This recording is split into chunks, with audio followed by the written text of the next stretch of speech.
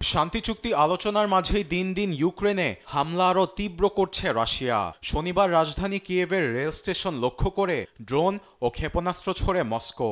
সারা রাত আগুন নেভানোর পরও ধ্বংস হয় ট্রেনসহ স্টেশনের মূল ভবন।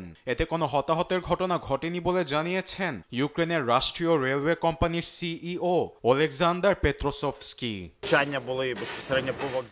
হামলার আগেই সবাইকে নিরাপদ আশ্রয়ে সরিয়ে নেওয়া হয়, তবে স্টেশনটি পুরোপুরি ধ্বংস হয়ে গেছে। বেসামরিক স্থাপনায় এমন ভয়াবহ হামলা চালানোর কোনো মানে নেই। কিয়েভের আরেক প্রান্তে দেখা যায় একই ভয়াবহ দৃশ্য। নভোপেট্রিভসির একাধিক গুদামে ক্ষেপণাস্ত্র হামলায় ধুলোর সঙ্গে মিশে যায় কয়েকটি ভবন। সকালবেলাও কিছু কিছু জায়গায় জ্বলছে আগুন, নেভাতে তৎপর দমকল বাহিনী। ইউক্রেনের সেনাবাহিনী বলছে রাজধানী জুড়ে রাতারাতি ৬ শতাধিক ড্রোন ও অর্ধশতের বেশি ক্ষেপণাস্ত্র হামলা চালিয়েছে মস্কো। এসব হামলার মাঝেই দোহার ২৩তম সম্মেলনে উঠে আসে রুশ ইউক্রেন শান্তি আলোচনার প্রসঙ্গ।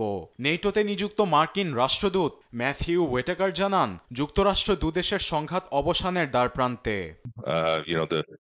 আগের তুলনায় যুদ্ধবিরতির বৈঠকগুলোতে বিশাল অগ্রগতি হয়েছে। আমরা দুদেশের মাঝে শান্তি অর্জনের দ্বারপ্রান্তে। প্রেসিডেন্ট ট্রাম্প নিজেই বলেছেন এই যুদ্ধ সমাধান বেশ জটিল, তবুও তা নিরসনে সব ধরনের পদক্ষেপ নেওয়া হচ্ছে। এমন পরিস্থিতিতে যুক্তরাষ্ট্রের মধ্যস্থতায় বৈঠকগুলো গঠনমূলক ও ফলপ্রসূ হওয়ার দাবি করলেও কোনো বড় ধরনের সমঝোতায় পৌঁছাতে পারছে না Kyiv Moscow. Arbid Afsar, news desk, Desh TV.